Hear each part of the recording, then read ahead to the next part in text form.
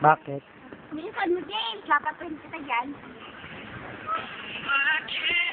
Aroy, adala ako pamasahe pa uli. Ito na.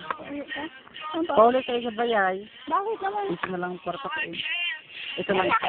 Bibigyan ka pera mamaya. Anong oras? Basta,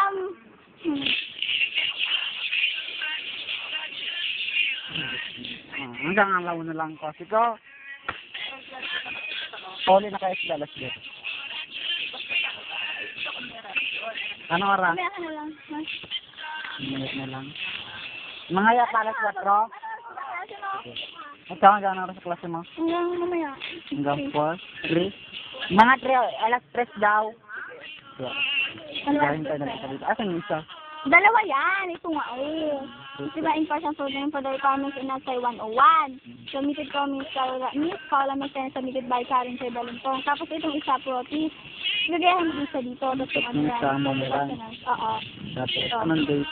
Huwag mo na lagyan ng date. Nag-start na kami. Bukas na kailangan.